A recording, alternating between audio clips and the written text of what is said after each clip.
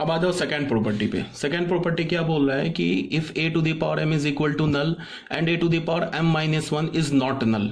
ठीक है, तो हम यहां से क्या कर सकते हैं कि a टू द दोनों साइड इस मैट्रिक्स इक्वेशन में हमने दोनों साइड क्या किया, a मैट्रिक्स से प्री मल्टीप्लाई कर दिया।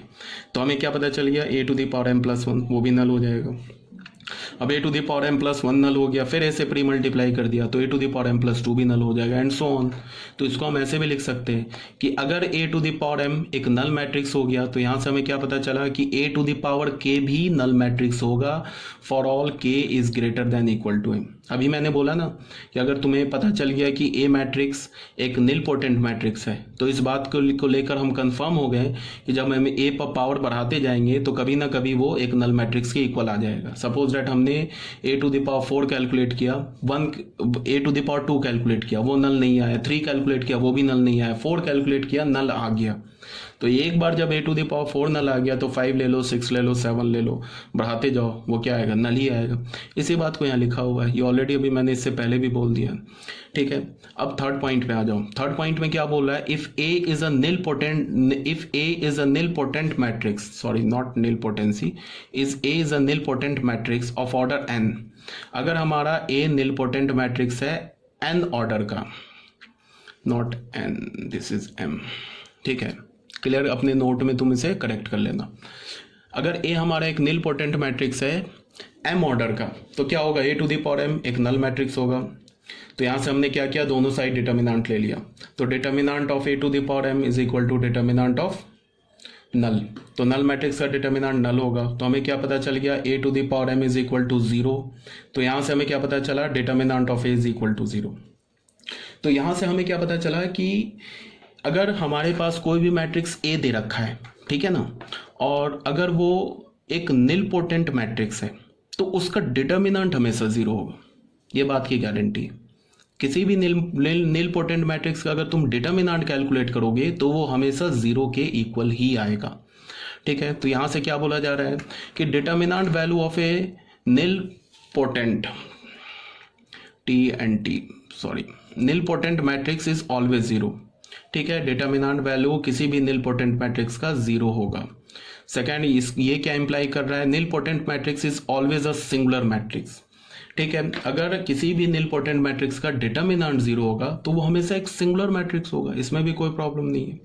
अगर सिंगुलर है तो इसका मतलब क्या है, inverse of A nil potent matrix does not exist. तो किसी भी निल पोटेंट मैट्रिक्स का इनवर्स एग्जिस्ट नहीं करेगा।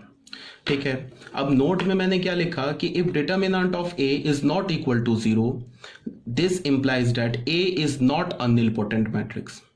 ठीक है, तो तुम बोलोगे कि ये बात तो आपने इस पॉइंट में ही बता दी, दोबारा लिखने की क्या जरूरत है। तो ये क्यों मैंने लिखा है, कभी कभी होता क्या है कि तुम्हें ट्रिकी क्वेश्चन कैसे पूछ सकता है। ठीक है, ये जो मैं बता रहा हूँ कि ये जो भी मैं मैट्रिक्स तुम्हें पढ़ा रहा हूँ ये बोर्ड के सिलेबस में नहीं है।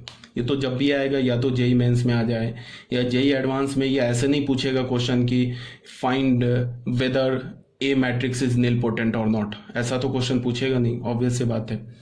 तो ट्रिकी क्वेश्चन जैसे तुम JKCT देख लो या और भी जो प्राइवेट इंजीनियरिंग कॉलेज है उसमें एक ट्रिकी क्वेश्चन ऐसे भी डाल सकता है कि तुम्हें कोई एक मैट्रिक्स A दे दे, ठीक है, और कोई भी मैट्रिक्स A दे दे, नॉन जीरो मैट्रिक्स दे दे, और उसको बोले कि check whether this matrix is nil potent और नॉट, मान लो ऐसा क्वेश्चन दे दे।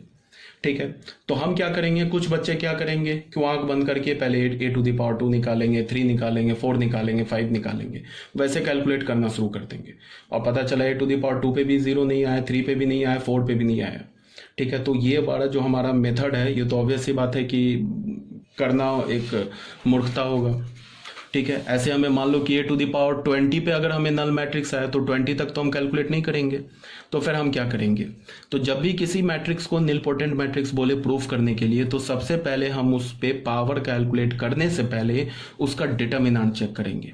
ठीक है, तो हमें अगर मान लो कि ए मैट्रिक्स को बोल रहा है कि check whether it is nil potent और नॉट, और हमने उसका डिटर्मिनेंट चेक किया और डिटर्मिनेंट पता क्या हमें पता चला कि वो नॉन जीरो आ गया, मान लो डिटर्मिनेंट वैल्यू 2 आ गया, तो यहीं से हमें पता चल गया कि डिटर्मिनेंट वैल्यू 2 आ गया तो मैट्रिक्स निल पोटेंट हो ही नहीं सकता। तो हम वहां से आंसर क्या बोल देंगे, matrix A is not a nil potent matrix. ठीक है। अब सुनो, determinant is not equal to 0 इस बात को इंप्लाई कर रहा है कि वो मैट्रिक्स निल पोटेंट नहीं है। बट अगर निल पोटेंट है तो डिटर्मिनेंट 0 आ जाएगा। ठीक है, अगर निल पोटेंट है तो डिटर्मिनेंट 0 आ जाएगा। बट डिटर्मिनेंट के 0 आने से तुम उस मैट्रिक्स के का इंडेक्स नहीं फाइंड आउट कर सकते। इंडेक्स ऑफ निल पोटेंसी बोले निकालने के लिए, तो वो वहां से नहीं तुम फाइंड आउट कर सकते हो। ठीक है ना। अगर हमें डिटर्मिनेंट वैल्यू 0 आ गया तो फिर हमें कैलकुलेट करना होगा a⁴ 3 4 कैलकुलेट करने के लिए इंडेक्स अगर हमें निकालना है, क्वेश्चन में इंडेक्स भी पूछ रहा है तो फिर हमें कैलकुलेशन करना होगा। फिर यहाँ पे कॉमन सेंस है कि ऐसा नहीं है कि a पे पावर 18 पे 17 पे आके नल होगा, वो या तो 2 पर या तो मैक्सिमम 3 पर नल हो जाएगा। ठीक है ना, अगर इंडेक्स से रिलेटेड क्वेश्चन है तो। अगर सिंपल बोल रहा है कि चेक वेदर निल पोटेंट और नॉट, ठीक है, तो हम सबसे पहले डिटर्मिनेंट कैलकुलेट किया, नॉन जीरो आ गया, तुरंत बोल दिया A is not a nil potent matrix. इसीलिए नोट्स लिखवाया। ठीक है, ये जो नोट लिखवाया ना इसीलिए लिखवाया है कि बस तुम्हें याद रहे। कोई बात नहीं, यहाँ तक क्लियर होगा।